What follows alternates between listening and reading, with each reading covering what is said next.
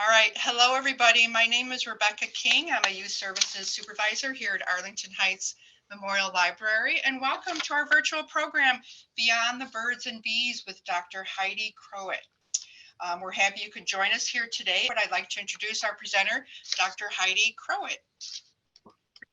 Thanks, Rebecca. Hi, everybody.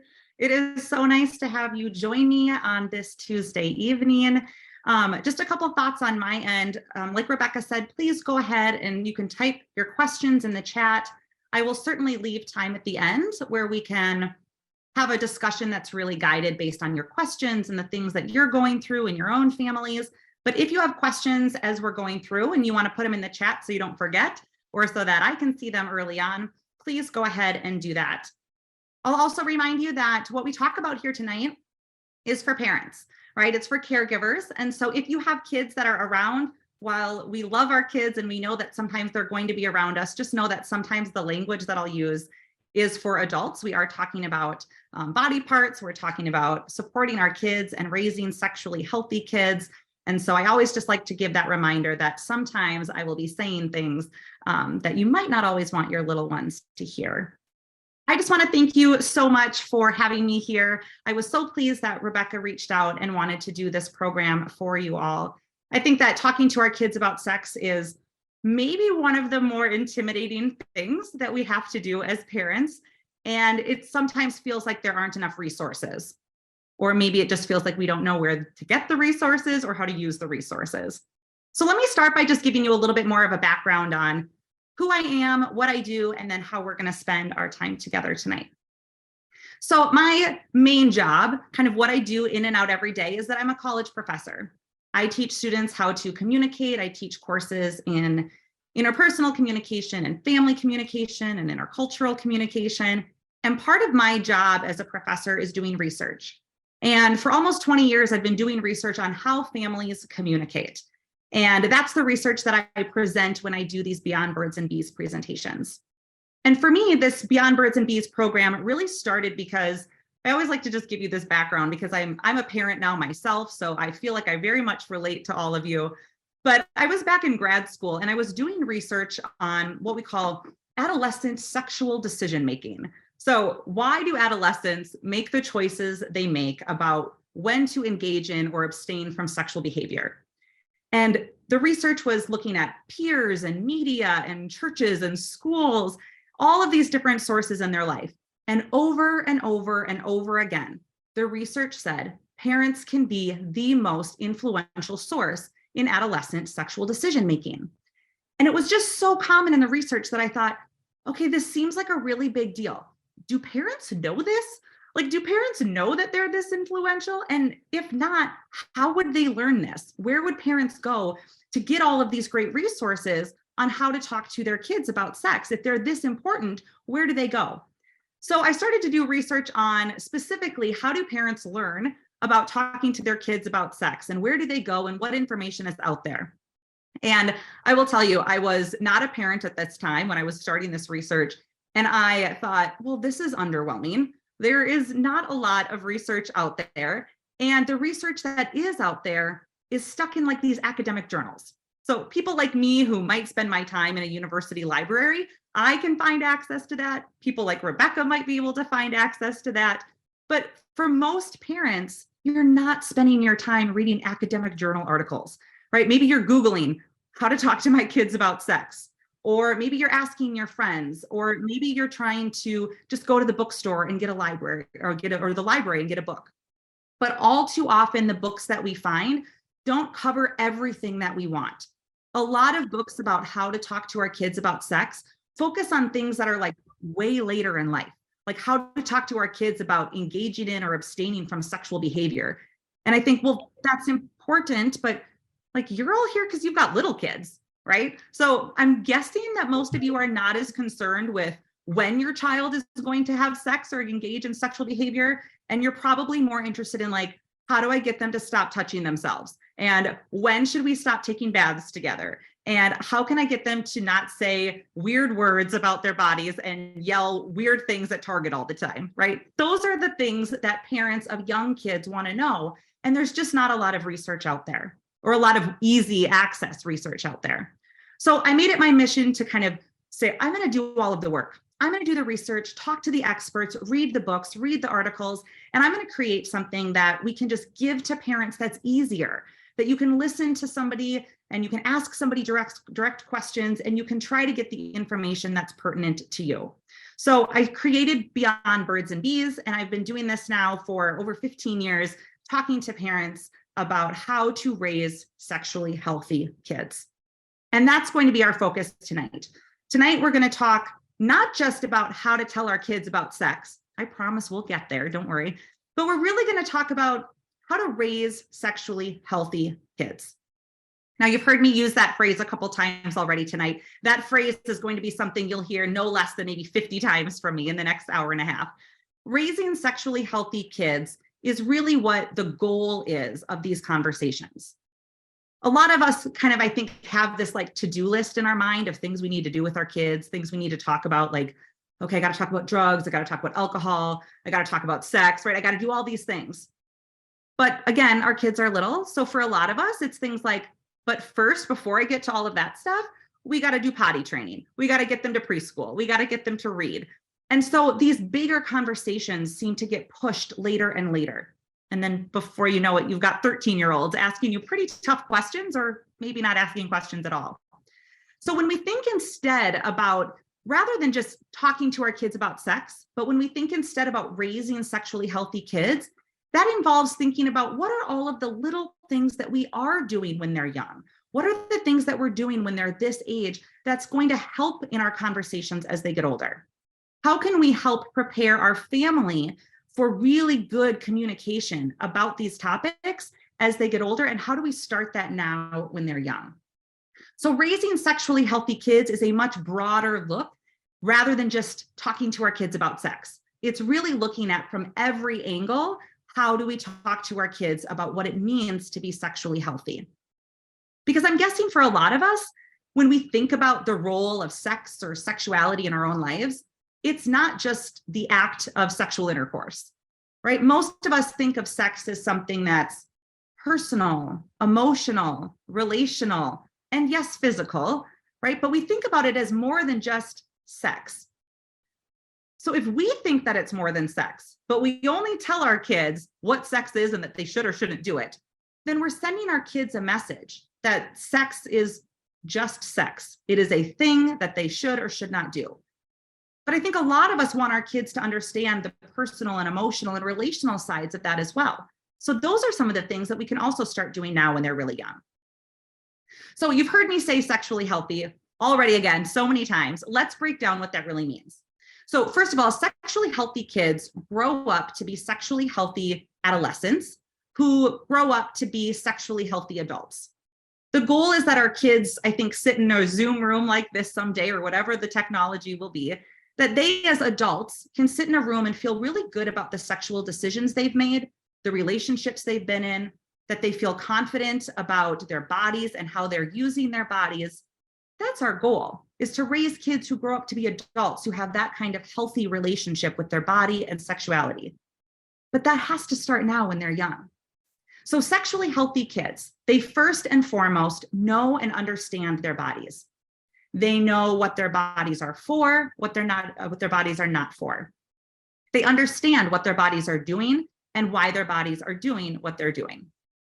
Sexually healthy kids also appreciate their bodies. Now, I'll say that I'm not naive enough to think that we're going to raise a generation of kids who are just like, I love everything about my body all of the time. It's wonderful, right? We're probably not going to raise a generation of girls who, when they get their first period, are just like, this is amazing. I'm so thankful that like every month for basically the rest of my life, this is going to happen. Thank you. Right? I'm not naive enough to suggest that that is what we're trying to do here.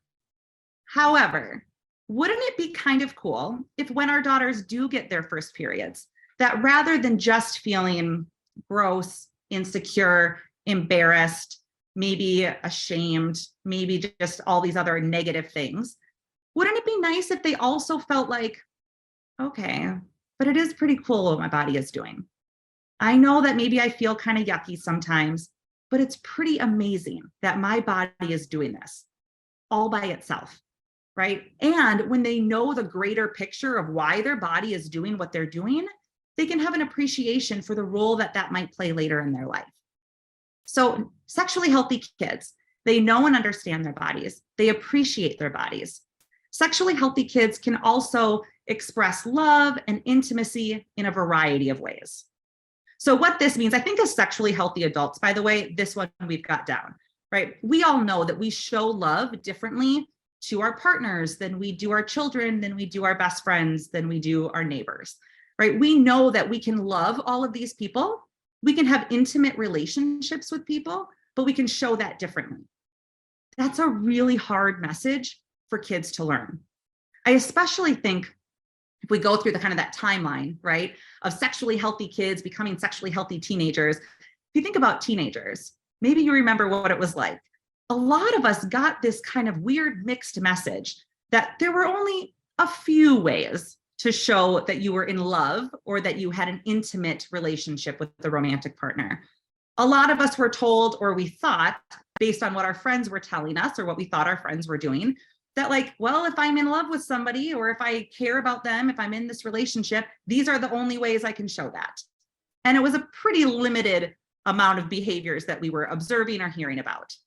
We also, by the way, know from research that kids, I'll call them kids, but teenagers usually report a lot more sexual behavior than they're actually engaging in. That might surprise you because of other research that talks about the average age of initiation and things like that. But when we're looking at younger kids, like that middle school age kids, a lot of kids will report things that they're not doing, but they've heard about it. And so they'll tell their friends those kinds of things. But so if we think about wanting to raise our kids to understand that there's a lot of ways to show love, we can start doing that now when they're young. And by the way, I think this is maybe one of the best things that COVID and the pandemic did for us. You think about, for a couple years, we had to tell our kids, there are ways that we can show love and we can care about people, maybe from a distance. I remember for me, that very first year, that 2020 March, my mom's birthday is the end of March. And typically I would have my family over for a celebration and we would hug her and we would, do all of these things to show her that we love her. But that year, when we were like in full lockdown and nobody was going anywhere, I didn't just tell my kids, well, I guess we don't love grandma this year. I guess we just can't show her that. No, we found other ways to show love. In fact, we were those people who had signs in our car and we drove by their house, right? We love you, grandma. We wrote letters and we put them on the doorstep, and I'm pretty sure she waited like 3 days before she would go grab them and bring them inside, right? But we didn't tell our kids that we can't love her just because we can't show love the way we always did. We said we're going to love her in a different way. We're going to show love in a different way. A lot of your kids, not all, depending on how old they are, but a lot of your kids lived through that. They lived through you having to show them that there are a lot of ways that they can have loving relationships with people. And so a lot of these kids are already pretty adept at this, knowing that there's different ways to show love. My kids are a little bit older now. I have a 10-year-old and a 13-year-old. I'll talk a lot about them, not only in this session, but in future weeks as well. But I'll never forget that when my daughter was in kindergarten, her favorite way to like greet people, to show her love for her friends, was to like run up and give them a hug and a kiss. And I remember I was volunteering in her classroom one day and I saw her go up to like 4 different kids and hug them and kiss them. And I thought, like they all got these little snot noses as kindergartners. And I thought, hey, there's gotta be a better way to show love. There's gotta be a different way that you can show your friends that you're so happy to see them. Or there's got to be a way that you can sit next to your friend at lunch and show them that you're really happy that they're there without getting so close, right? So we had to have a conversation about other ways that we can show our friends that we care. You all are already doing these things, right? That's not something that just I do as a parent or that I did. You're all doing that. That's part of raising sexually healthy kids. So when I think about how to raise sexually healthy kids and that it's this much broader idea than just telling our kids what sex is, I want you to know that you're already doing some of this really good and important work. You're already raising sexually healthy kids with some of these things that you didn't even know you were doing. Okay, so sexually healthy kids, they know and understand their bodies, they appreciate their bodies. Sexually healthy kids can show love and intimacy in a variety of ways. Sexually healthy kids can also practice effective decision-making. They can practice effective decision-making. So what does that mean? Well, this means that we are raising kids who understand what decisions they need to make, why they want to make those decisions, and then how to make those decisions. That's hard. I think as adults, most of us understand decision making, but sometimes it's still a challenge to really know why we're making that decision or to follow through with some of those decisions. And if we go back to those teenage years, I think that decision making thing is really hard, right? You might remember being a teenager. You might remember, let's say you were maybe in high school and you had decided that you were not going to drink alcohol, right? Like, it's illegal. I'm not doing it. Maybe you were an athlete or an activity and you thought, can't get kicked off this team. So you weren't going to drink. And then you went to a party and you saw people drinking and you might have started to wonder, why am I not drinking again? Why am I making that choice? Do you all remember the movie Mean Girls? Remember that movie? There's this scene in that movie where the gym teacher is trying to tell these kids about sex. And he says something like, and if you have sex, you will get chlamydia and you will die, right? He says something like very dramatic and drastic. And sometimes I think those were the messages that a lot of us got growing up. A lot of us got these pretty drastic messages, not just about sex, but other things, right? If you are drinking, you're going to get in so much trouble and you're going to end up in the hospital or end up in jail or you're going to get kicked out of school. I mean, it was like these dramatic things. And when you went to these parties and maybe you looked around and you thought, people don't look like they're falling over. They don't look like they're going to jail. And no one seems to be here that's going to kick me off of my team. So why am I not doing this? And so then when somebody offers you a drink, you might say no. And when someone says, well, why don't you want one? You probably weren't going to say, because my mom told me not to, right? That's not going to be the cool response. And so when you think about raising kids who know what decisions to make, we're talking about kids who, when they go to those parties, they know what decision they want to make, whether they want to engage in that behavior or not. They know why they want to make that decision, not just because their mom and dad told them not to. And they also know how to follow through with that decision. So often we tell our kids what decisions they need to make, and we don't help them understand how to make that decision. So that when they go to those parties and they're offered that drink, how do they follow through? We also know that kids are more likely to follow through with the decision if it is their decision, right? You all as parents, you know that. You might suggest something to your kids and they refuse and they say no. And then, right, the next day they come to you and they make the same suggestion as if you did not just offer that to them, right? So I think we want to raise kids who know what decisions they make and how to make those decisions. And again, that can start now. That's some of the good work that you're likely already doing. I always share this example, but think back to my daughter again in kindergarten. That must have been a turning point in our life because so many of my examples are from that age. But I think about in kindergarten, she used to love to wear these dresses that had these big twirly skirts. I don't know if you are familiar. I think it was like Matilda Jane was the brand, right? And she had this one dress and she wore it and it was so twirly. And I remember there was a fall day and she wanted to wear this dress to school, but it was cold. And it was a fall day, so maybe she could have gotten away with it, but I knew that it was too cold for her to go outside for recess with just this skirt. So I had said to her, well, you're going to need to wear leggings. No, she didn't want to wear leggings. We fought back and forth about it. I admit I was not my most chill self. We were probably running late in the morning and needing to get to the bus. And I'm sure I was raising my voice more than I wanted to. But I remember I said, fine, I'm throwing your leggings in your backpack, right? They're there if you need them. And she, of course, already at 5 and very spunky, was like, I'm not going to need them. And she, right, went off to the bus. Okay, well, sure enough, that day, she came home from school and she was wearing the leggings. It was everything I could do, by the way, not to say like, I told you so. I had to really take some deep breaths here to not put that, to throw that in her face. But here's what happened. That night, when we were getting ready for bed, I said, what do you think you're going to wear to school tomorrow? And she thought for a second. She didn't really comment. And then I said, well, let me ask you a question. I noticed that you came home from school today wearing those leggings. Why was that? And she, again, as if it was no big deal, said, oh, they weren't going to let me outside for recess, but I knew I had those in my backpack, so I went and got them. And I thought, yeah, you're welcome, right? Where is my thanks? But of course, that's not what she was offering in the moment. And I said, oh, okay. So what do you think you're going to do about tomorrow? And she said, Alexa, because Alexa does everything in our house for us, right? She said, Alexa, what's the weather tomorrow? Asked what the weather was, knew that the weather was going to be similar to that day, went and picked out pants to wear to school the next day. Okay, now this is not, right, a major milestone in our life. I'm sure that all of you are doing this kind of stuff every day. But I bring up that example because it could have been so easy for me to continue fighting with her about what she was going to wear and just tell her that she had to put these pants on. She had to wear them the next day.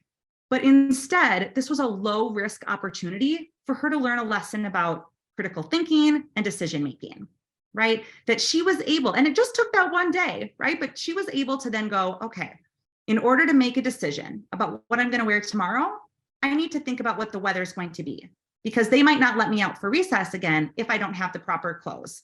So she was able to think through that, find out what the weather was going to be, and then follow through by choosing an outfit that was more appropriate. Again, that's the kind of stuff that you're all doing all the time. But those are the critical thinking skills that we want our kids to learn. And again, I'm a busy mom. I'm a busy parent, just like a lot of you. I get that oftentimes it is far easier for us to make the decisions for our kids.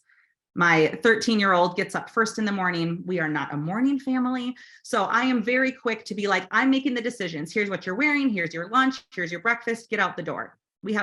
This is not a joke. We get 13 minutes from the time he wakes up to the time he gets out the door because no one wants to wake up any earlier. But I think, gosh, I really should be giving him more of that decision-making power. He's old enough that he should be learning that if he wants to get those things done, that he needs to get up earlier. He's old enough to be making some of those decisions, but a lot of the time we do it because it's faster. We do it because it's easier. And I get it. But if we want to be raising sexually healthy kids who at some point, right, when they're older, they are able to make a decision because they know why they're making that decision. And they know how to follow through with that decision because we've talked about it. We have to start giving them those opportunities now. We're trying to create that process in their brain for when it comes time to make a decision, they go, okay, what information do I need to make the decision? And how am I going to follow through with that? So that, again, if we're connecting this to sex, although we don't always have to, but if we're connecting it to the sexual relationships they might have as they get older, we're thinking about, okay, when our kids are feeling like they're going to make decisions about the sexual relationships that they're in, they might make a decision that says that they don't want to go so far in a relationship. But then they start to get hot and heavy, as we might say, right? And their brains kind of shut off because now they're just being led by their feelings and their hormones. But we want their brains to remember, okay, what decision am I going to make here? Do I want to continue doing this? Yes or no? How am I going to make sure that I communicate that decision clearly? Or who do I need to talk to? Maybe my partner, right? About making those decisions. Raising sexually healthy kids is not just about talking to our kids about sex. Everything that I've said so far about raising sexually healthy kids, even though we can apply it to sex, actually has nothing to do with sex. Knowing their bodies, understanding them, showing love and intimacy in a lot of ways, practice effective decision-making, none of that actually has anything to do with sex. Because again, raising sexually healthy kids is about so much more than sex. So we're talking tonight about what are those things that we can do now, not just from my examples, not just from what it means to raise sexually healthy kids, but how can we support them as they're going to go into these years of adolescence and early adulthood? How can we support them now and raise them to be sexually healthy when they're really little? So I like to use research by this woman, Dr. Ann Bernstein. She wrote this book and she talks about the categories of kind of developmental readiness for where kids are at different ages and stages in their life and how much information they're ready to know. And I like to use those categories when I talk with parents because I think it's so helpful. It's a really easy way for us to kind of process, oh, this is maybe what my kid means, or this is how I can answer their question. So before I get into that, I want to make one more kind of reminder. And it's this, and it sounds obvious, but hear me out. Child sexuality is different than adult sexuality. Again, seems obvious, but hear me out. The way that we perceive information, the way our brains work in the perception process is that we take in information, things that we see or hear or taste or smell, right?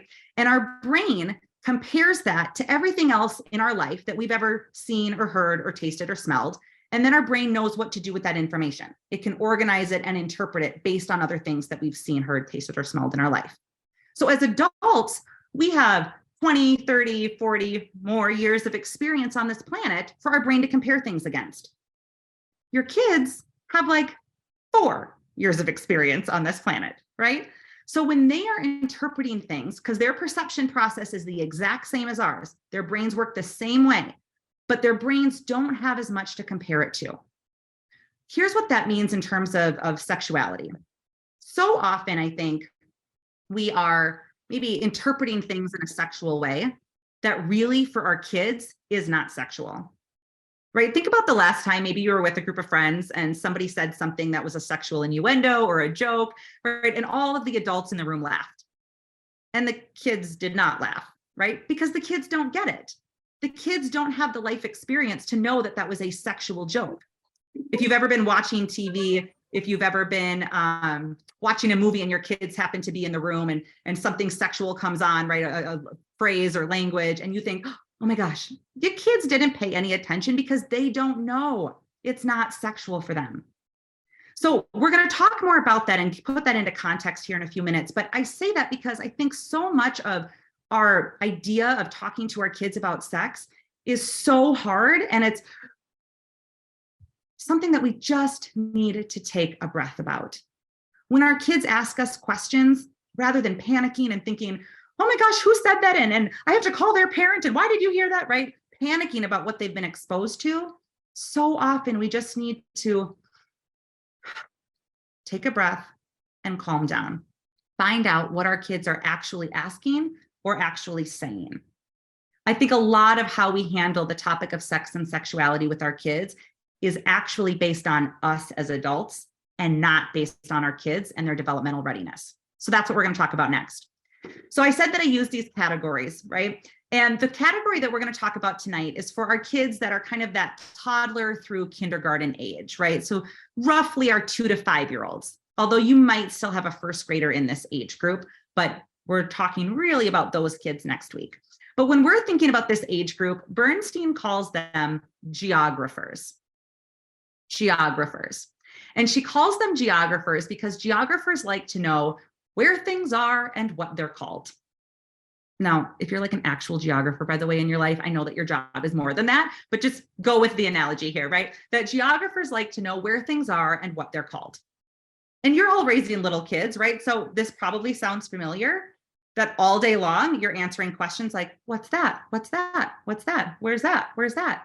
We get so excited about our kids' vocabulary. I remember we had this book and every page was a different color to focus. And so we would say things like, find the yellow duck, find the yellow truck, find the blue flower. And we would get so proud when our kids could point and find them. And our kids would get so proud too, right? Because they're so excited to learn that vocabulary. They just want to know where things are and what they're called. So when we put that into context for their developmental readiness for raising sexually healthy kids, the most important thing we can do for our geographers at this age is use proper names and labels for their body parts. You had to know that was coming, right? You had to know that was going to be a priority for this conversation. But using proper names and labels for their body parts is important for many reasons. First, developmentally, they are ready for those names and labels. They want to know what they're called. You know that they want to know what they're called because you had to call it something, right? They asked or you had to say it, so you named it. You named it a pee-pee or a wee-wee or whatever word you used. You know they wanted a name and label for it because you named and labeled it. What we want to know is how much information should we be giving our kids about these proper names and labels? And here's the thing, for our geographers, they are ready to know the actual names and labels that are not my names and labels, by the way. These are like the medical terms that we all know. So both boys and girls can know that boys have a penis and testicles, and girls have like 100 body parts. I always say, I'm just going to pick 2 and I'm going to pick the 2 B words, right? So that girls have a vagina and a vulva. Now, we're labeling multiple body parts for the girls in particular because we really do want to set them up to know that their body is more complicated. There's not just a vagina there, right? We also want them to know that there's like an inside and an outside body part to talk about. I speak to thousands of parents a year, and many women that I talk to will come up to me and say, I didn't understand my own body until I was trying to have a baby. And I think, yeah, right? Because for a lot of us, by the time we were taught about some of these details, we were not interested in hearing them. right? That junior high health class was not the time that we were like, oh, tell me more. It was embarrassing. It was awkward. We didn't want to know. So for a lot of women, and certainly for a lot of men, we didn't grow up really understanding the different parts of our body and their different purposes and functions. But we can start doing that at this geographer level by just letting our kids know that there are multiple parts, right? That there is a difference between a penis and a scrotum or testicles, and there is a difference between a vagina and a vulva. You can label all of the body parts if you want, by the way. I did a speaking event earlier this fall, and this woman, I did a two-part series with them, and she came back the second time, and she said, Heidi, I have to tell you what happened. She said, I was giving my youngest one a bath, and she was kind of touching her body, and she looked up at me and said, Mom, what's this? And she was like, Heidi, I was like sweating. I didn't know what to do. And I just thought, okay, what would Heidi say? And so she said, that's your clitoris. And she waited for the response. And I said, well, what did she say? What did your daughter say? And she said, nothing. She just carried on. And I said, yes, right? Because your kids don't care what you call it. They just want to know what it's called, right? Her 3-year-old wasn't like, are you sure I should know that word? Seems like maybe a really sexual word that maybe this part of my body was designed just for pleasure and maybe people don't want me to know about it yet. I mean, no, her daughter said, what is this? And there's a really easy answer for it, right? There is a body part that we can label, and that's all they want to know in this geographer stage. So both boys and girls at this age can know penis, testicles, vagina, vulva. Both boys and girls are ready for those vocabulary words. And again, they don't care what you call it. Just like when you said it was a pee-pee, they didn't question you. They didn't ask if that was the medically appropriate word. They just said, okay. So I promise you, if you tell your 3-year-old that he has a penis, he is going to say, okay. Now, if you're starting to use that terminology for the first time, you might have looks from your kids. They might look at you and go, what? Right? My pee-pee is a penis? Yeah, that's what it's called. And I promise you, they'll move on because they're not developmentally ready to ask a lot more questions. When we get into raising kids that are a little bit older or a little bit more advanced developmentally, yes, they might have more questions and want to know, like, why haven't you been calling it that this whole time? But again, your 2-year-old just is going to hear you use these words. That is it. The other reason that we want to use proper names and labels, other than just the fact that developmentally they are ready for it, other than the fact that it is the actual proper name and label, is that it really shares the terminology across all people. Our kids want to understand that they are using the same language, the same terminology as other people. Our kids never need to question that this is their nose, right? They don't come home and say, someone at school called it something else, but I want to know, is this really a nose? They don't question it because we all use that same name. When you called it an elbow, it was an elbow, and they didn't question it. Kids figure out pretty quickly that everybody's calling those other body parts by different names. So what does that do for them? It develops this kind of curiosity about their body that really is not necessary at their age. They can be as curious as they want about their body, and that's natural. But we don't want them to be curious because it feels secretive or that it feels different or that they wonder, like, why does my grandma call this something different than my dad? And why does my teacher say this other thing? And why does my cousin say this other thing? We don't need to add sort of to the secretiveness of this, right? By calling it something different than everybody else. Not that we want to dwell a lot on this, but it's the reality is to say that also, if something inappropriate is happening to my child, I want to know without a doubt what is happening. I don't want to have to interpret their vocabulary. I don't want anybody else to interpret that. I don't want their teacher at school or a grandparent or a neighbor to have to say, I don't know if that's what they meant. I want it to be very clear if something inappropriate is happening, that I know exactly what that is, and that requires my kids to know that proper terminology. And that's not fun to talk about, of course, but it is something that's really helpful in the long run. The other thing that I'll say is that when we use proper names and labels with our kids, right, and I'm talking about it for so long tonight because I think it's really important, that using proper names and labels with our kids shows our kids that mom or dad, we've got no shame in talking about these body parts, right? I can say these words. And if you have questions about these body parts, you can come and ask me about them. Our kids are not going to come and ask us questions about their bodies if they've never heard us talk about our bodies. If your son has never heard you say the word penis, he's not likely to come and ask you questions about his penis. When he wants to know about erections or ejaculation and he wants to know what this is and why it's happening, if he's never heard you say the word, he's not as likely to come and talk to you. Remember when we were talking about raising our girls and when they get their first periods, right? If they think that we have shame or insecurity or embarrassment around our own bodies and we don't use those proper names and labels, they're not likely to come and talk to us. I know from talking to a lot of women that they did not tell their parents when they got their first period. But I also know from talking to a lot of parents that a lot of us want our kids to feel comfortable telling us when they get their first period. That's not likely if they've never heard us talk about these words.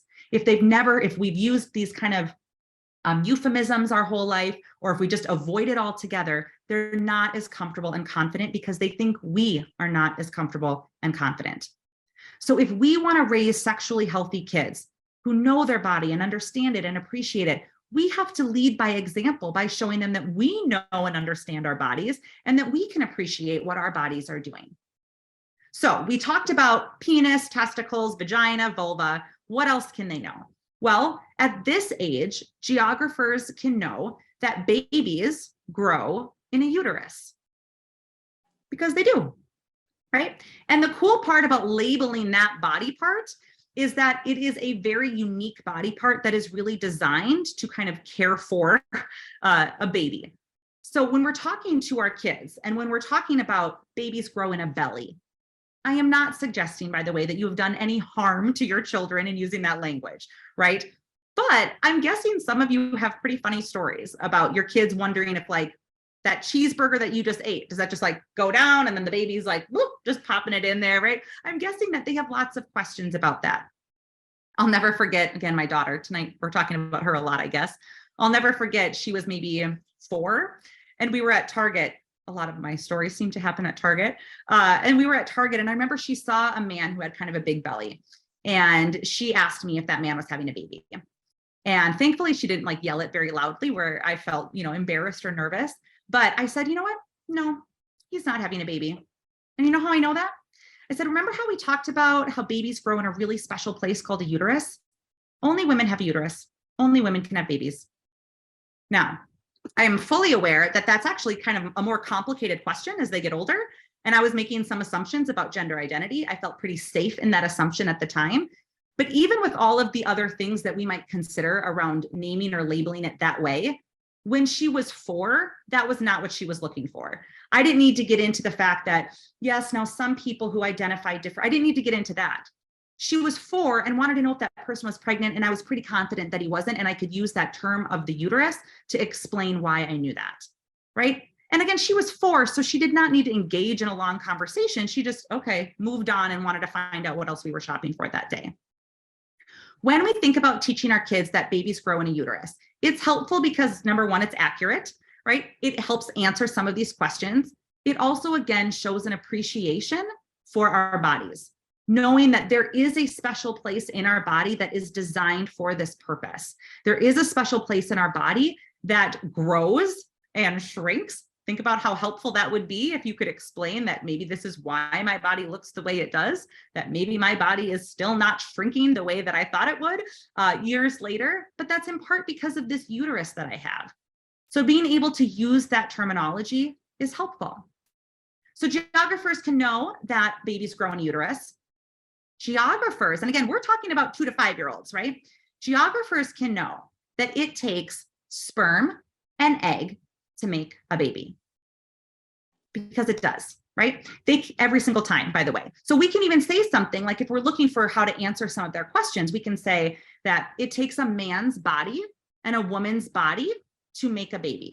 It takes a part of a man's body called sperm and part of a woman's body called an egg to make a baby, because it does every single time. Regardless of how your family got or your baby got to your family, right? Whether you had medical intervention, whether you had a surrogate, whether you had, whether you're fostering or adopting, it doesn't matter. At the beginning, there was a sperm and an egg.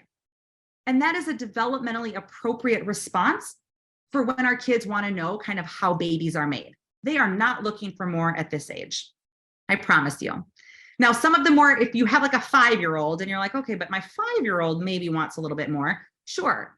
Then your 5-year-old might be in that next category.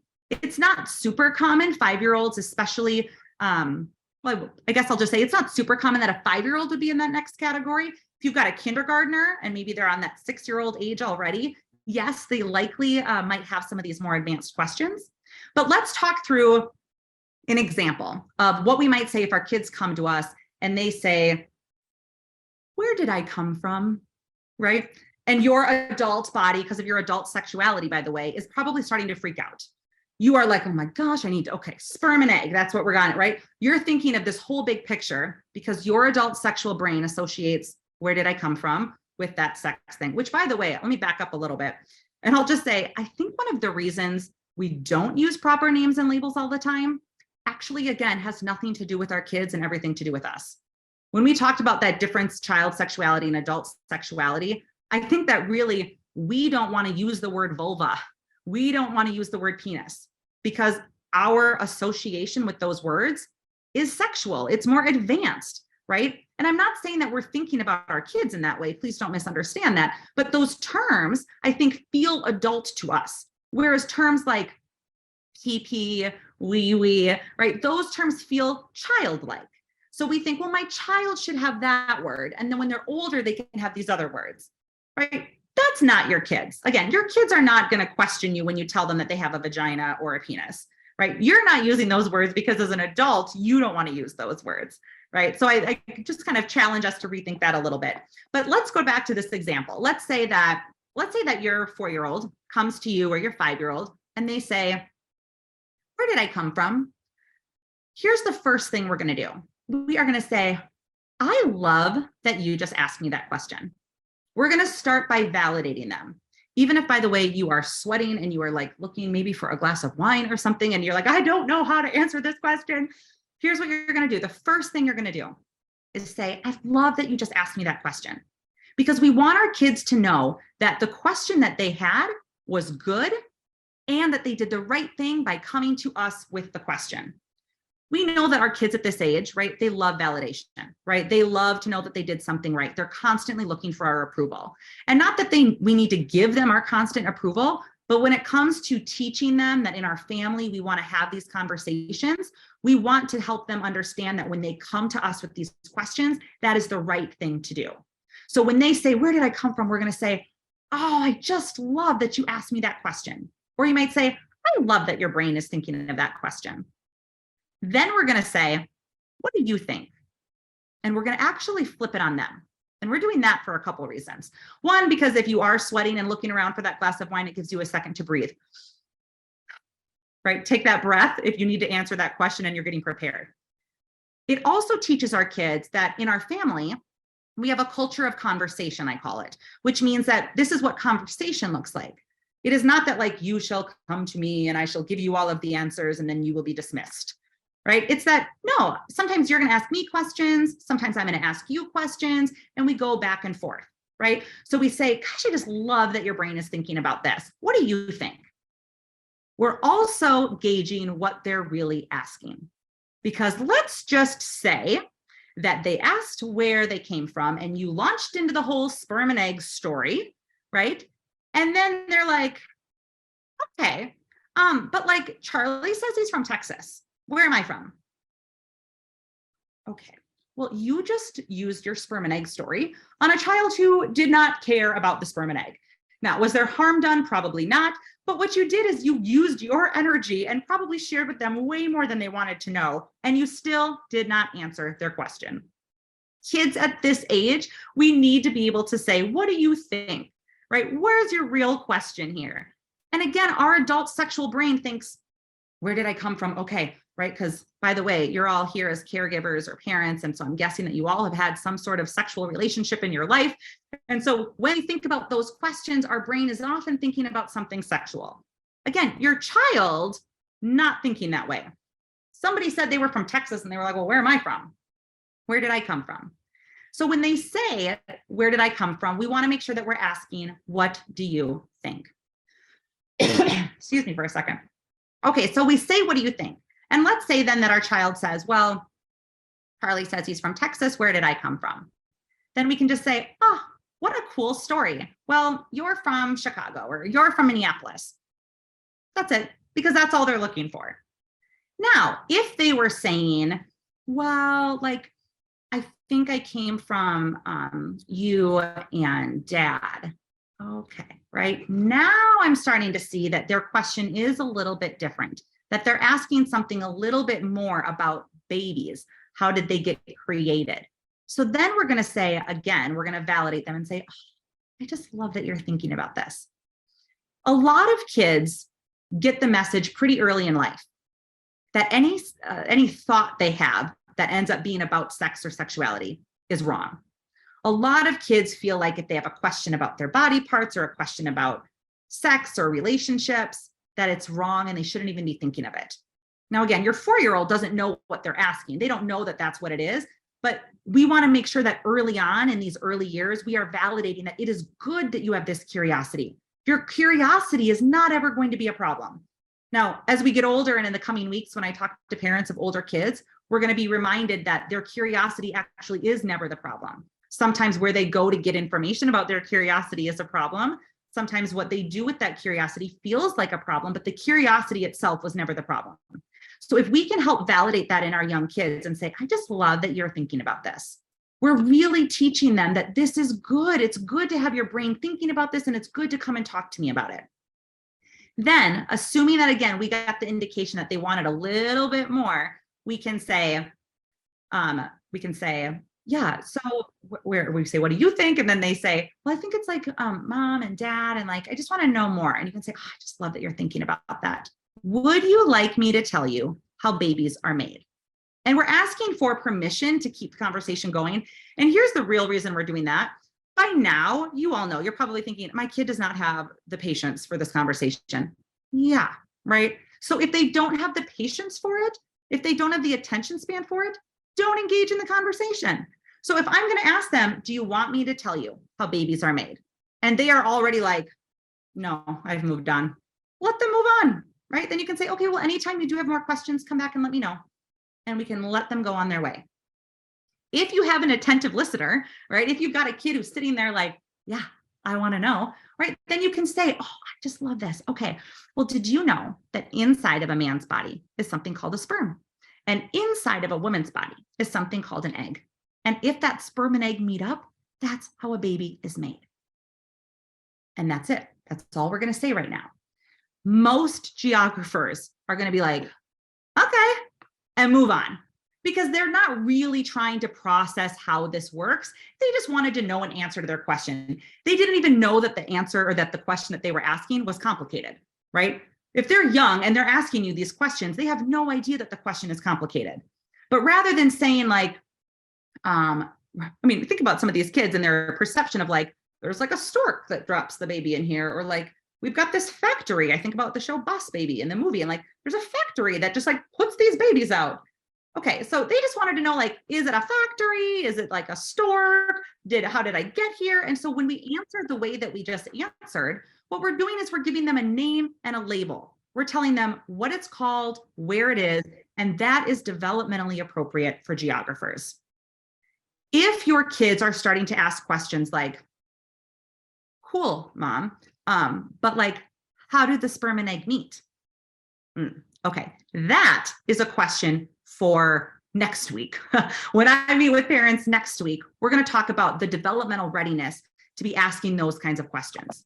Geographers are not usually asking those questions because they're not curious about how this works and where this happens and what is all of this. They just want to know, what is it? Where is it? And that is usually satisfying their curiosity. At this age, for geographers, we are trying to validate that their curiosity is good, their curiosity is normal. We're trying to assure them that they do the right thing when they talk to us about it. I am your parent and I'm super comfortable talking about this with you. I'll always answer your questions and I'll always tell you the truth. And we're also trying to get our kids to understand what their bodies are called, what they're for, so that they can start to learn how to ask us those bigger questions as they get older. Our job with our geographers is to build the trust with them that when they have questions, we will answer them. If we are constantly dismissing our geographers, like, now's not the time, I don't know, we'll talk about it later. Well, it's too late, we can't talk about it, which, by the way, we do as parents all the time, right? But if that's constantly how we're responding to their questions about life or babies or their bodies, they're learning pretty quickly, mom or dad don't want to talk about this, right? That every time I do these other things, they seem to give me a lot of attention, but when I ask these things, they have no interest in talking about it. When we answer their questions at a geographer level, we're satisfying their curiosity enough that they go, okay. And they're starting to build the trust that when they have questions about their bodies, we will answer, which as they get older is going to be so important. When I talk with parents, if you're registered for the next couple of weeks, when we talk with parents in these next couple of weeks, we're going to think about, okay, so how do we continue to set them up for success? This whole idea, if you like the research world, if you kind of think about it as scaffolding, right? That like when they're little, we're starting with the names and the labels. And then as they get older, we're going to explain some of how it works. Then we're going to make sure that we give them all of the details. Then we're going to make sure that they have chances to think through it and put in their own ideas or values. And we're kind of building this as they get older. But it starts now. You're all doing some of this really good and important work, but we can do a few other things to continue to support our geographers so that we're really raising sexually healthy kids. Now, I can talk about this all night long. I can talk about all of the common questions that people ask. We can continue to talk about what it means to be a geographer, but I really want to make sure that I answer your questions, that you get a chance to tell me or ask what's going on in your family with your kids. What are you wondering about how to raise sexually healthy kids, answer their questions, initiate these conversations? What would you like to know? You can go ahead and type in the chat box. You can either do a private chat to me, or you can just type it in the whole chat box. I think you can also use the raise hand function. I can change my view, I think, just to see everybody there. And I would be happy to answer these questions. I see that there's one question in the chat already, and it's asking if there's any books about geographers and what books we might give. So if you get to know me a little bit, you're going to know that I really don't love a lot of the books out there. And Rebecca might hate me for that as the librarian, right? But one of my frustrations is that so many books, and maybe you can talk about this a little bit too, Rebecca, but so many books that are geared for kids about how babies are made or about their bodies seem to miss some pretty important things. Some of them just don't use the proper terminology. Some of them use these euphemisms and these made up words. A lot of them, I think just the images are not accurate. And I get so frustrated when I open a book that has all of the right terminology in it, but it's got kind of these weird pictures of people. One of my favorite books, I think, that I like how it's worded, there's some images in there, like when it talks about how as they get older, they're going to develop like pubic hair or hair on different body parts. And the hair that they show on these little cartoon bodies is like so prickly and spiky. And I think, that looks terrifying. If I was a little kid looking at that, I would think that was terrifying. I think in the same book, they're showing how your breasts develop, and the breasts, I think that is not what they look like when you're that age. I just think sometimes the cartoon nature of a lot of books is frustrating for me. So if you're looking for books on how to talk to your kids about sex, I have a couple that are actually, I would recommend for you as the adult, and then I can help you understand how to use them with your kid. But if you're looking for a book that you want to read with your kid, what I would recommend is looking for ones that use proper names and labels. So when you're at the library or at the bookstore, just flip through. And if they're not using words like vagina or penis or testicles or vulva or labia or whatever, if they're not using those words, I would put it down, right? Because that likely is a book that's not supporting our kids in their developmental readiness to learn this information.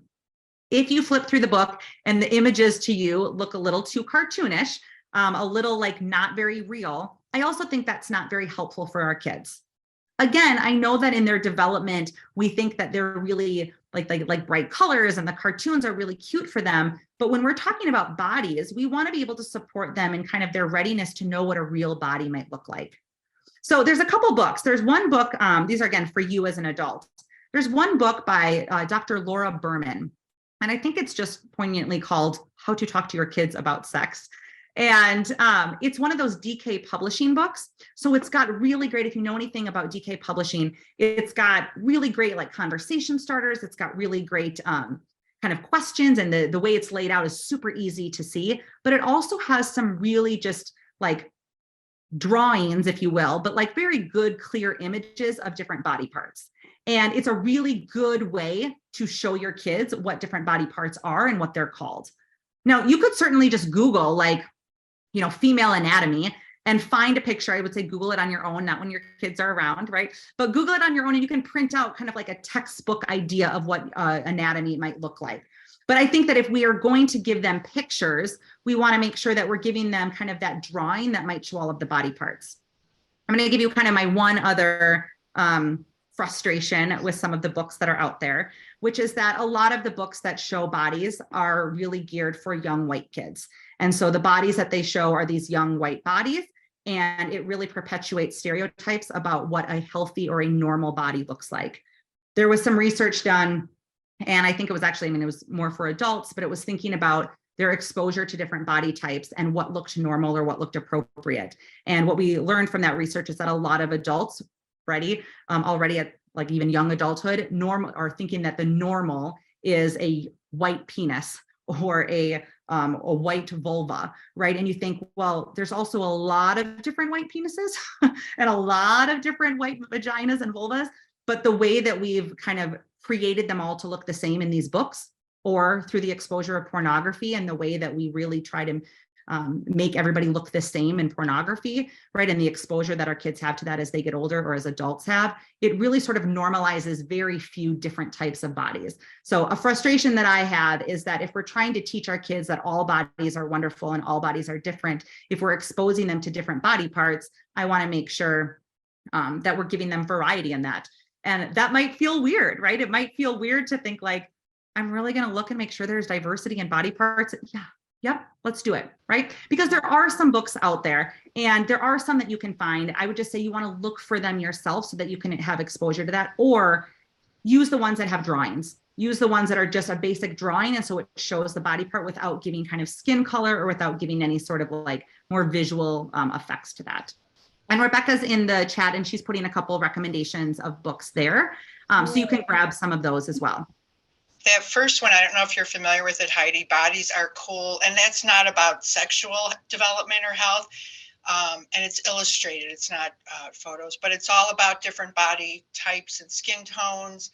And that was on an Illinois nominated list last year for award winning.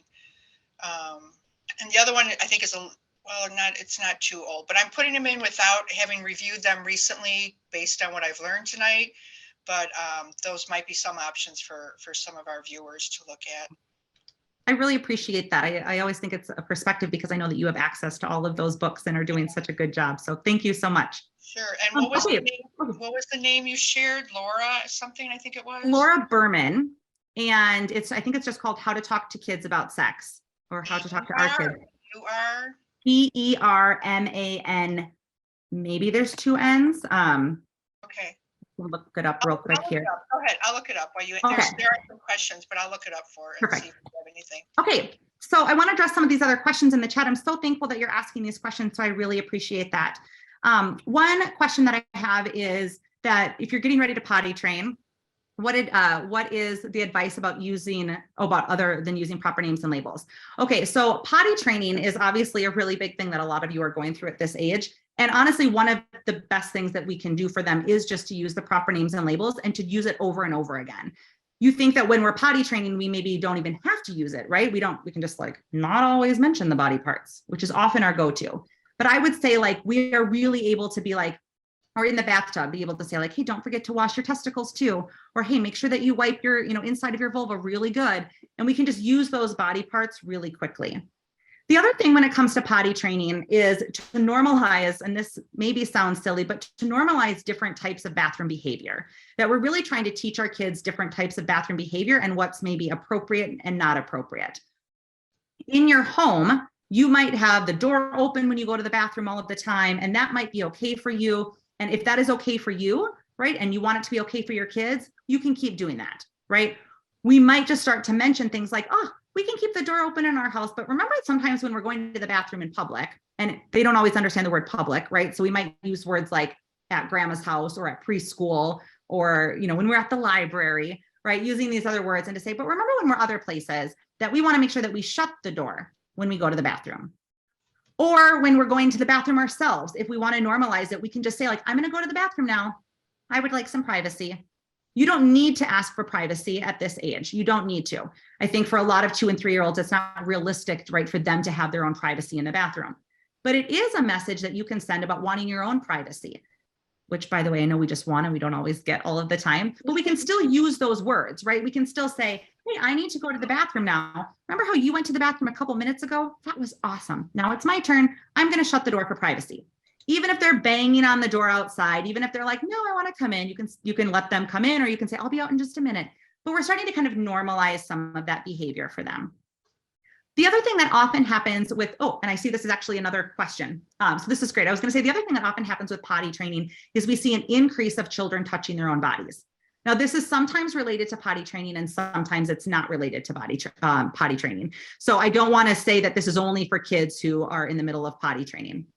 But what is normal in terms of touching or exploring their own body is really, there's not a lot of research that tells us that there's anything wrong with touching or exploring our bodies. In fact, there's very little research that would suggest that there is any problem of that. Now, I very much know that a lot of us don't want our kids touching their bodies in certain places, right? So we don't want them doing it in public. The chat that I have is like at Target. Yes, I hear from a lot of parents who will say like, my child actually is like rubbing their bodies on the cart when they're sitting in the front of a cart. They're like rubbing their bodies on that. Yep. And sometimes, again, that's related sometimes to potty training, that they're learning and kind of increase in their awareness of what their body is doing and how their body is feeling. So sometimes when our kids start to touch themselves or start to rub themselves up on things, one of the easy things that we can do is just say, oh, I noticed that you were touching your body again. Do you have to go to the bathroom? And for a lot of kids, that just, number one, stops the behavior because they're like, oh, you talked to me. And it just kind of distracts them from that behavior. For some kids, that is the solution to their touching, is that they had to go to the bathroom, right? Or that their underwear was a little bit wet, or their pull-up was a little bit wet. And you notice that they were touching it and you maybe didn't realize that it was wet, but that's what they were doing. So for some kids, if we ask them that question, they're just going to be able to answer that.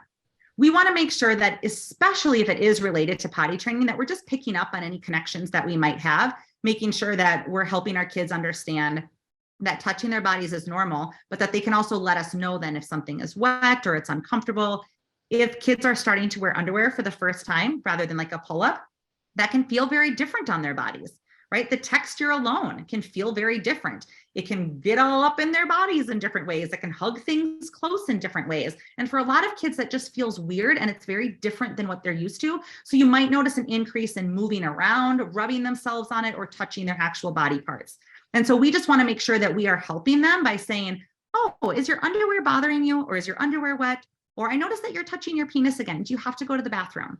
And we're just very kind of nonchalantly offering that we notice their behavior and we're wondering if they need assistance with anything, right? When they're young, that's one of the best things that we can do. If our kids are a little bit older, let's say they're maybe more on that 4 or 5-year-old age range, and they're still touching themselves, if they've been fully potty trained for a while, you're pretty sure that it has nothing to do with potty training. Let me help you rest assured that it still is not a problem. We don't relate any sort of genital touching with sexual touching until kids go through puberty, right? So we actually call it genital touching rather than like masturbation, because it is not sexual until they can be really sexual, which we would say puberty is sort of that indicator of that. Not that they're going to be sexual at that point, but you know what I'm saying. Their body isn't really sexual at that point. So we call it genital touching because it is simply what they are doing, right? They are touching their genitals. And for most kids, it is just because something feels a certain way, right? They might have an erection, something might be wet. They might have moisture for the first time, or just noticing that it feels a little bit different. Maybe there's some itchiness or some dryness. Again, maybe their underwear is getting too small for them. Maybe their jeans are uncomfortable. A lot of kids touch their bodies for these reasons, and there is no problem in that at all. Most of us just want to make sure that they're touching their bodies in an appropriate place, like maybe not at Target, maybe not, sitting to dinner with grandma, that we're trying to say, okay, I noticed that you're touching your penis again. I know it can feel really good to touch your body, but remember, that in our family, we like to do that in a place that's more private, like the bedroom or the bathroom. Do you want to go there now? Now, that is a lot of words, right, to tell your child at this age. So for a lot of you, you're thinking, that's a lot of words. If I said that to my 4-year-old, they would like roll their eyes or whatever version a 4-year-old can do, and they would ignore me. Yes. But that's because what we've already done is disrupt the behavior, right? And so if our main goal is to stop them from doing that behavior in the moment, we're not going to swat away their hand. We're not going to say, stop doing that. Don't do that here. We've talked about this, which can be our tendency.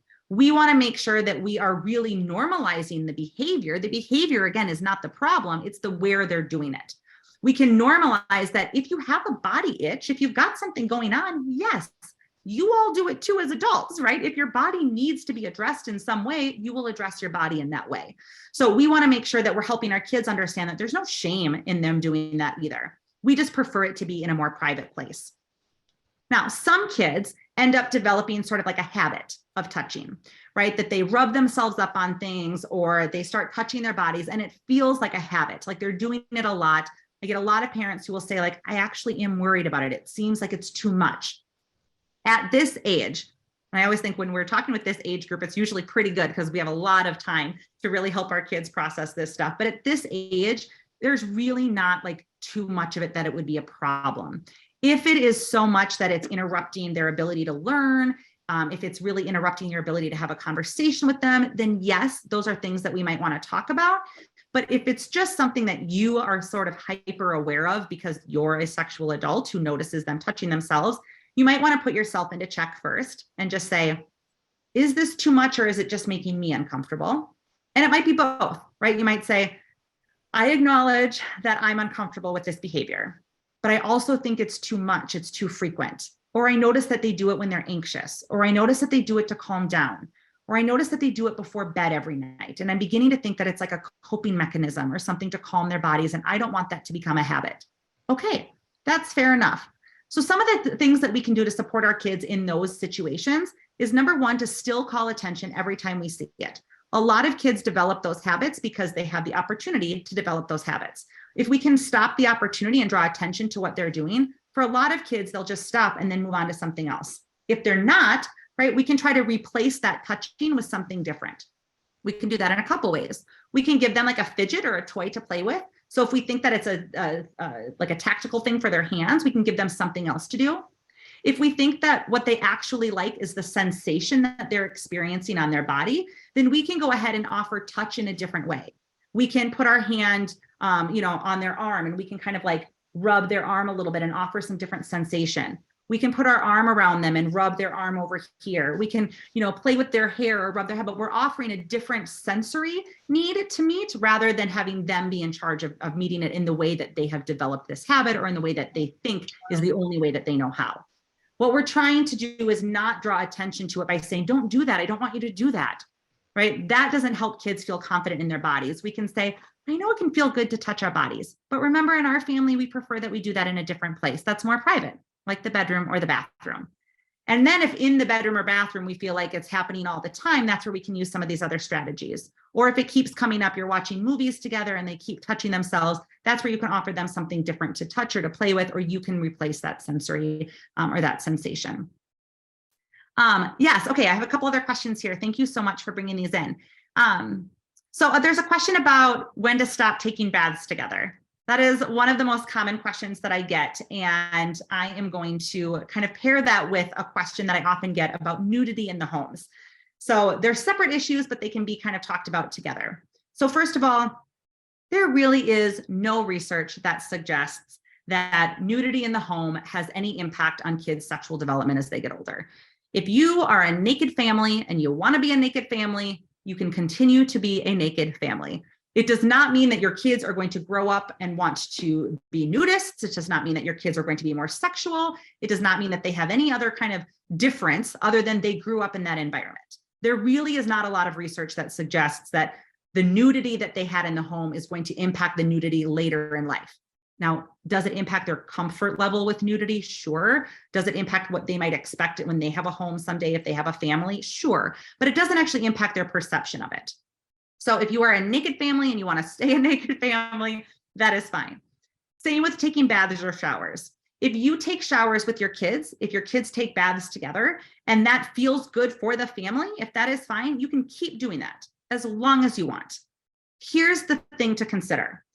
As long as everybody feels comfortable with this, you can keep doing these things forever.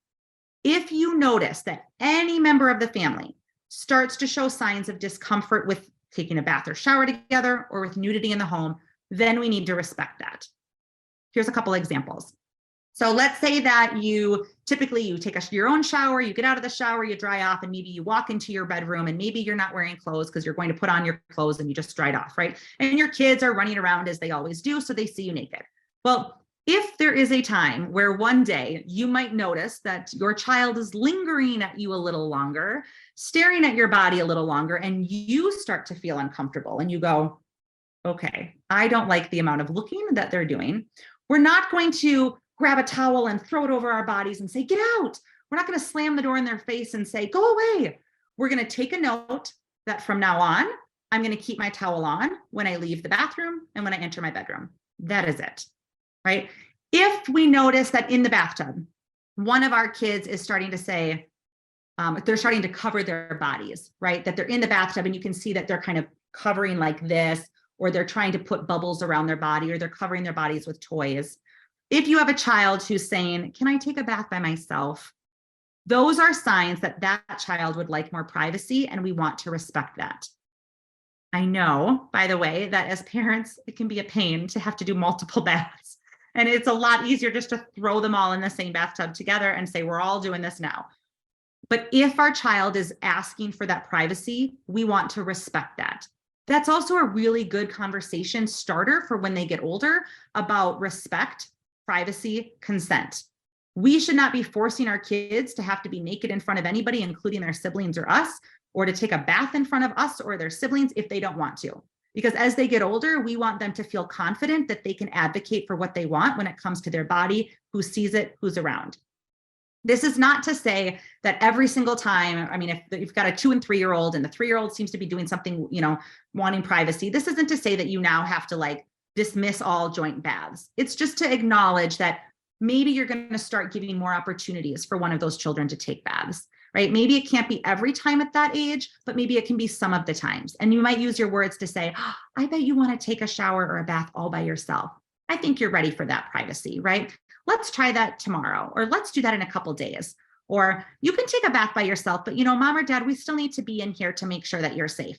But I can be in the hallway, or I can be outside here while we do that, or I'm going to leave the door open, but I'll still give you your privacy, right? So we can make sure that our kids know that we hear them, we see their request, we understand exactly what they're looking for, and that we're able to respect that. So if they want to keep taking tubs together, as you said, right, they can keep doing that. If everybody is comfortable with this, if you are a family family that showers together, great. Keep doing that. There is no harm in that, especially as they get older, if we're letting them know and reminding them that not every family does that. A phrase that I like to use over and over again in kind of all of the work that I do with parents is to use the phrase in our family, right? To say that well, in our family, we don't stay up that late. Or in our family, we can take showers together, but not every family does that. And what you're doing is you're simply setting the norm that we know families are different. Every family is going to look a little bit different and act a little bit different. But here's what we're doing in our family. So we're trying to say in our family, we might do these behaviors, right? But just remember that not everybody does that. That's something that you might consider more about the nudity thing. Like if let's say it's in the summertime and there's sprinklers and you're running around and everybody is naked and you think, well, I don't really want them naked running around in the sprinkler with the neighbors. That's fair. So you might say, hey, you know what? When we're alone in our private backyard, if you want to run around with just your diaper on or just your underwear, that's fine, right? In our family, that's okay. But when we're with our friends or our neighbors, right, we're going to make sure that we have our full swimsuit on, or we're going to make sure we put a shirt on just because we want to respect the other families, right? So we're talking about it in terms of not our family's bad or good or different in a kind of a big way, just that we have a different belief or we have a different behavior that we're doing. That also is really helpful as we get older and we want to be talking to our kids about maybe our values around sexual behavior and sexuality. We could say in our family, we believe. In our family, we believe X, Y, and Z, right? And that might be different than what other families do. Or in our family, we look like A, B, and C. And that's different than other families, right? And it's as simple as that, that we, again, these are geographer age kids. So many of these things, I think we really make this big deal of because we're nervous about doing it the right way. We're nervous about answering it perfectly. We're nervous that we're going to mess them up, right? I'm still feeling that way, and my kids are older, but I very much remember having little kids and constantly feeling like every move I make matters. And it's going to be the end of the world if I mess up this one thing. And if I don't get them eating on this schedule or sleeping on this schedule, right, they're going to be ruined for life, right? I remember those feelings. But I think that when we try to put into perspective some of the things we've talked about tonight, like child sexuality versus adult sexuality, it can remind us that the way we perceive a lot of these questions and topics and conversations is bigger because our brains are bigger, our experiences are bigger. For our kids, a lot of what they want to know is much more innocent and a lot simpler than what we might expect. So again, in terms of taking baths together or in terms of having nudity in the home, it's really as simple as it is okay if it is okay with everybody in the room. It is okay if it is okay with everyone in the family. When somebody asks for privacy, we give them privacy. If we want more privacy, we can start to ask for that, right? And we might not get it all of the time, but we can start to use that word that we want more privacy. That's really so helpful, Heidi. Thank you so much. This has just been so much great information tonight. It looks like I think there's 2 more questions if we can, and then we have about 10 minutes left. Yeah, thank you for everything you're sharing. Of course, and if you do have any other last minute questions, feel free to throw them in there. So there is a question here about consent, having conversation around consent on who gets to touch their body parts. This is such a good question, and I'm glad that you're using the word consent because that is what it is. We don't have to save that word for when our kids are teenagers. We don't have to introduce that word when we're talking about sexual behavior. We can introduce that word now when we're talking about who has the right to see your body or be around your body or touch your body. We can really use that word because consent isn't just related to bodies and sexuality. We can really help our kids know what that word means in a lot of different contexts. And again, if we start to normalize that word in our kind of family conversations, then when we bring it up in that sexual context as they get older, that's really helpful, right? That they already kind of know what that means and that we're not just having another conversation about sex-related stuff, right? Which can feel sometimes like a lecture as our kids get older. The more we can normalize some of this now, the better chances that we have for our kids to come to us and listen to us as we want to share things when they're older. So I just want to acknowledge that I think it's really great to use that word of consent now.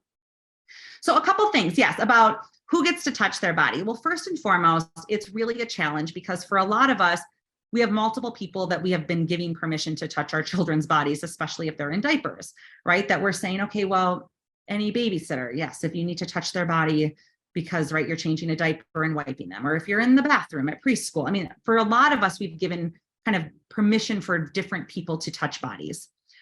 It's hard for kids to understand the difference between those people and strangers and other people. And how come, is it their preschool teacher or is it all preschool teachers? So one of the things that we can do with our kids at this age is just make sure that we're being very specific about names, the names of these people who have the right to touch their body. So it's not just to say that family members can, right? But you're going to be specific about, it is okay for mom to touch your body and dad to touch your body. And if grandma's changing your diaper or if grandma's helping you in the bathroom and she needs to help you wipe, that is okay. But we're going to be very specific. I also think, and this might feel like not a satisfactory answer, but I think that we don't need to have this huge discussion at this age about consent and who's around their bodies and who gets to see their bodies. Instead of a large discussion, I think we want to take advantage of really small opportunities, which is going to be more concrete for our kids to process and understand anyways. Here's an example. So if we're going to go away for the night or just out for the night and they have, let's say grandma's coming to babysit, right? Then you might, that night before you leave, and if you've been potty trained, you might say, I'm so excited that you get to do this. Remember, I want you to be able to put your pajamas on when it's time. And if you need help in the bathroom, grandma's allowed to help you with wiping. And we're going to be very specific about that. You might even throw in, but remember, we don't let other people touch our bodies. And that's it. We're not having a big lecture about it. Developmentally, they're not going to remember all of that. We're trying to teach them through these examples that in this moment, right, it is okay for grandma. I'm also suggesting, right, that there are going to be other moments where grandma is not allowed to touch my body. right? This is not permission that every time I see grandma, she gets to do that. I'm saying that because grandma's babysitting tonight, if she needs to help you in the bathroom, she can do that, right? So being really specific about those moments, or you can say something like, at preschool, I know sometimes we struggle to get to the bathroom on time. So your teacher might have to help you, change your underwear. That is okay for so-and-so to do that, but they shouldn't be touching your body at any other point, right? And just using those little moments to be very specific about who is allowed to touch their body, that's going to go the longest at this geographer stage. As they get older, the hope is that their attention span's a little bit bigger and we can build on it. Remember, we talked about like that scaffolding idea, that we can say things like, hey, remember when we talked about who was allowed to help you change when you were younger, or who was allowed to help you go to the bathroom? Well, that's actually part of like a really good conversation we should have about who's allowed to see your body when you're naked, or who's allowed to touch your body. And also, again, that's going to vary per family, because whatever your rules about nudity might be different from anyone else in this group. So there isn't like a blanket way to have that conversation. The last thing I'll say about that, and then I think there's one other question. The last thing I'll say about that is that when we're talking about consent, we can also lead by example, that we can make sure that we tell our kids if we're going to touch their bodies, right? We can say, and now I'm going to make sure that I wipe your penis really good, right? Or I'm going to make sure that we clean in the bathtub, right? We're going to make sure that we get your penis and your testicles, and I can do that, right? Because I'm with you in the bathroom. I'm with you in the bathtub. Most doctors now are pretty good at saying that. They're going to say things like, and it's okay that I'm going to touch your body or look at your body right now because I'm a doctor and because your dad is in the room or because your mom is in the room. Most of them will add in that note that's saying, this is okay because I see that I have this parental permission. A lot of doctors will even ask kids for their permission. And if kids give a no, most doctors respect that, right? If a kid says, no, I don't want you doing that, most doctors don't actually need to be checking out their genitals unless there's a suspicion of a problem or something different, right? So if your child doesn't want somebody helping them with that, if they don't want somebody looking at that, we can say, wow, so great that you said that you didn't want that. You have every right to do that, right? So we can validate those kinds of conversations also. All right, I have one other question in here, which I think is a really great question. Somebody's asking about if your son is not circumcised, at what age should we let them know that some people maybe are or are not circumcised? This is a great question because I think, again, we're thinking, ooh, right, this is like a pretty mature topic, and it certainly can be. But for starters, with our geographers, we're just going to use language that all bodies look different, right? Just like we talked about how we might say that this is what your vulva looks like, but every vulva looks a little different. Or yes, that's your penis. Every penis looks a little bit different. And we can just start at that geographer level at adding that in. And not everybody might feel the need or the desire to add in those conversations. I certainly think it's helpful, especially if they are going to run across different bodies as they get older, right? But I think that especially if that's something that in your family is going to be important, that you can start setting the tone for bodies looking different. You can especially talk about that when you're teaching them to clean their bodies. When you're talking about cleaning or wiping their bodies, you can explain that this is an important part of caring for their body and that not every boy has to do this. And at a geographer level, they are not going to care. They are not going to follow up with more questions. They're going to be like, I don't really care what other boys have to do, right? That they're going to be able to just listen to you say it. But again, you're setting the stage by using some language, helping your kids understand that this is something that's normal to talk about in your family and that you as the parent are willing to have that conversation. Because then as they get a little bit older, you can say, remember when I mentioned this? Remember how I always tell you that everybody looks a little bit different? Well, I want to tell you about a really big word. There's a word I want you to know, and it's called circumcision. You can say, wow, do you know what that is? And a lot of the books, like the book that I mentioned with the DK Publishing book by Laura Berman, one of the images in there, it's just like a drawing, like an outline, right? But it shows the difference between a circumcised and an uncircumcised penis. And I think that's a really great visual that even your 2-year-old can be looking at. If you want to show that these are some different examples of what penises look like, you can show that. That's very appropriate. A lot of geographers will have questions about their bodies, and they might want to see their body. They might want to see other people's bodies. And you might think like, well, I don't want them looking at my body. I'm not going to use my body as a model, right? But what we can start to do is show them some of these images that are appropriate and just let their curiosity, like just sit with them while they look at the images. I remember, and I see that there's one other question here, but I remember when my son was little, we had that book that I was talking about, and it like kind of opened up to this page of how bodies change as they get older. And he would say, as early as like age 3 and 4, he'd say, "Can we look at the body book?" And I would say, "Sure." And that's not what it was called, but that's what he called it. And we would open up and he would just sit there. He'd sit there like crisscross applesauce, just looking. And I would say, "Do you have questions about the body?" No, he just wanted to see it. And I thought, well, that's such a great way to be able to support his curiosity with something that's real and factual and truthful in a way that says, I'm willing to do this with you. But it wasn't graphic. It wasn't, it wasn't me lecturing him about it. It was an age appropriate, geographer appropriate way to answer his questions and his curiosity. I want to take it, we're heading to our time, but Rebecca, did you have one more question? Yes, somebody chatted me. They asked, is there an age appropriate way to start talking to your kid about coming from an egg donor? I'm your mom, but not your biological mother. Convo for later in life or too surprising by then?